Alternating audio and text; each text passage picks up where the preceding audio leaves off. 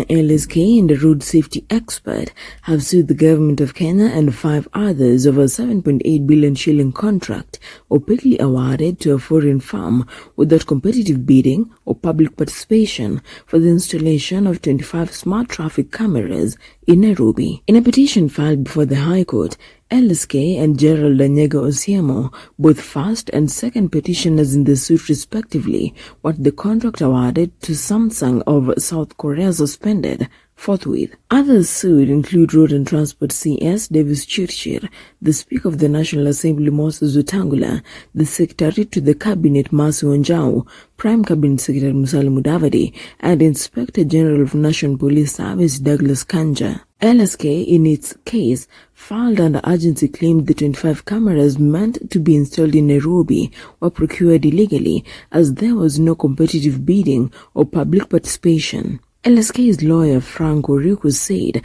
that the cost of the cameras was overpriced and meant to spend in an opaque manner. In a press release filed in court, the Kenya Urban Roads Authority KURA announced that it had signed a contract with Samsung of South Korea to construct the Nairobi Intelligence Transport System Establishment and Junction Improvement Project Phase 1. KURA said that the project was estimated to cost $61 million, which is 7.8 billion shillings at the current exchange rate, and was funded by Korea Exim Bank.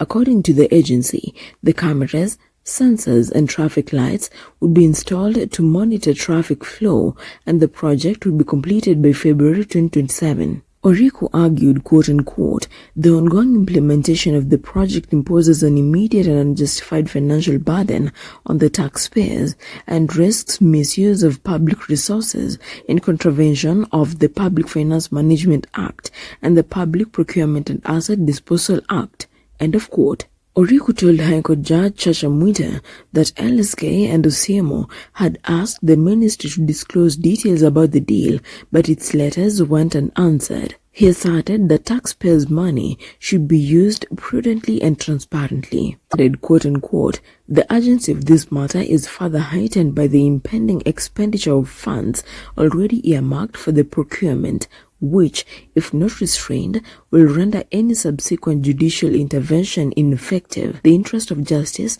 is to prevent the continued violation of the Constitution and statutory, end of quote. According to him, purchasing the cameras would set a dangerous precedent for unchecked government expenditures. Oriku said, quote-unquote, the first respondent, Chirchir, has proceeded to approve and implement a project for the procurement of 25 traffic cameras and related systems at an exorbitant cost of 6.1 billion shillings in blatant violation of Articles 10, 35, 47, and 201 of the Constitution, end of quote.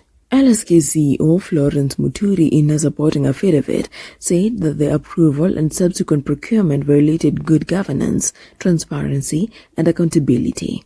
At the same time, she argued that they had violated principles of public finance, including prudent use of public finances. Muturi said, quote-unquote, the project imposes a disproportionate financial burden on taxpayers without a demonstrable value for money. The opaque procurement process violates the provisions of the Public Procurement and Asset Disposal Act 2015, which require fairness, competitiveness, and transparency in acquiring public goods and services, end of quote.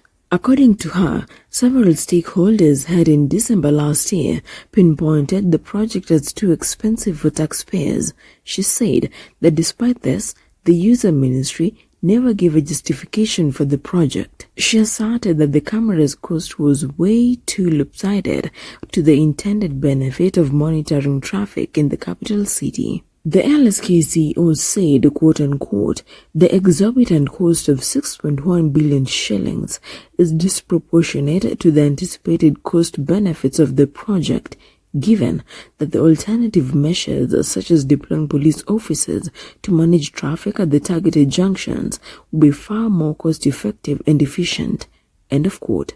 According to her, the money could be used to fund crucial healthcare and education sectors which require more money than road users. She said, quote-unquote, despite appeals from stakeholders, including the second petitioner, urging the respondent to provide adequate justification for the project, such requests have been ignored, thus undermining public trust and accountability, end of quote. The case will be mentioned February 26, 2025.